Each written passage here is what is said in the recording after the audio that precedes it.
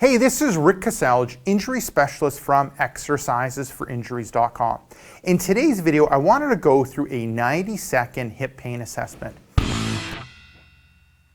And the first movement of that assessment, I'll get Andrea to go through it, and then I'll go through it in more detail.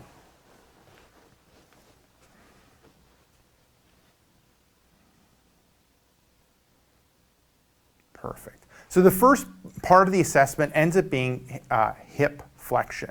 So with hip flexion, you bring the knee towards the chest. What we're looking at is you're looking at getting about 110 to 130 degrees of hip flexion. So this ends up being 90, and then 110 is about here, and then 130 is where Andrea is. So that's what you're looking at when it comes to hip flexion assessment. Now, the next movement I'll get Andrea to do, she'll move over onto her stomach, and we'll look at hip extension. So she's on her stomach, she's going to keep her pelvis like locked, and then she's going to bring that leg, their thigh off the mat or plinth, and there we go, and then back down. So what she's looking at doing, or what you're looking at doing, is getting about 30 degrees of hip extension. So lifting up again, if Andrea's about a little bit more than 30 degrees, and back down. So what you're looking at when you're going through the assessment, you want to be close to, or ideally at, the numbers that I end up saying. If you're not, you need to end up working on, the tension, flexibility, strength around that hip in order to reach those appropriate numbers. Going through a little assessment like this oftentimes is kind of, gives you insight on different types of movements and exercises that you need to focus in on if you end up having hip pain. Okay, now the next one that I'll end up going through will end up being looking at, rotation of the hip. Now with the rotation ones, what you're doing is you're bringing the knee up, so the knee and the thigh are in like perfect alignment with the hip. So you're not out to the side, you're not in, and what you're going to do is end up going rotation and rotation. So we're looking at both ways. So here, and what we're looking at is the rotation in the thigh. So if the thigh ends up rotating out or the heel comes in, we're looking at external rotation. And with external rotation, we're looking at about 45 degrees. So this is 0, and then we end up getting to about here, it's about 45 degrees. Now internal rotation, the thigh coming in and the heel coming out. So with internal rotation, we're looking a little bit less, so we're about 40 degrees of rotation is what we want.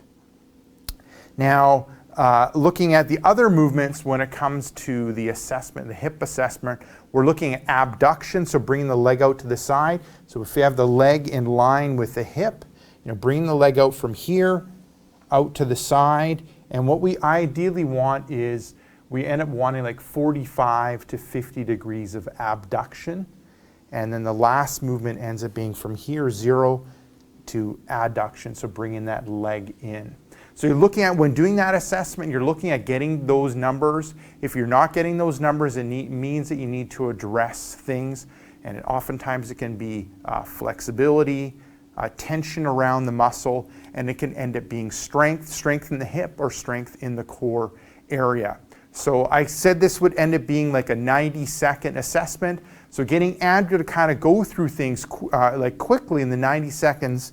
So what she would do is she would come up, bring the knee towards her chest. So that ends up being hip flexion. And what we're looking at is 110 to 130 degrees. She can stay in this position and then go with rotating the legs in, rotating the legs out, and getting the ranges of motion that she has when it comes to the rotation. So internal rotation 40, external rotation 45 degrees. Then she can bring the leg out to the side, looking at 45 degrees. When it comes to abduction, 45 to 50, and then from here going in, looking at 20 to 30 degrees, and then lastly she can rotate over onto her stomach and bring the leg back. So just lifting the leg up and coming back down. So it ends up taking about 90 seconds. If it's just you going through things, what ends up working really well ends up being just utilizing your phone or a camera in order to rotate or in order to record the movements. Now, sometimes the rotation one, I'll get you to stay in this position. Sometimes the rotation ones are difficult to do on your own, so you can end up doing them in this position. So you're lying on your stomach, and then you can end up dropping the legs out to the side, and then you can end up, I usually will straighten one leg, and then you bring the leg in. So remembering, we're looking at what's happening with the thigh. So with the thigh rotating out, that ends up being external rotation, and with the thigh rotating in, that ends up being internal rotation. And other ways when it comes to kind of looking at your assessment is if you get someone to kind of record things, how the movements are, or even taking a picture at the end position, and you can take a look at things and see what the range of motion is. So there you go. That ends up being a quick 90-second hip pain assessment. Now, if you like this video and if you have hip pain, then click right here. I have a free new report for you called 5 Tricks That Fight Hip Pain and Tightness. Just click right here and let me know where to send you that report. Now, if you're watching this video on a mobile device like a tablet or smartphone, head down below into the description and click the first link, which will end up being exercisesforinjuries.com/hips. Let me know where to send that report, and I'll send you that report right away. Now, if you like this video or got benefit from this video, make sure to like the video. If you have a question for me or a video idea, then head down below into the comments section and leave it there for me. Now, before you go, make sure to subscribe to my channel so you end up getting future pain relieving videos.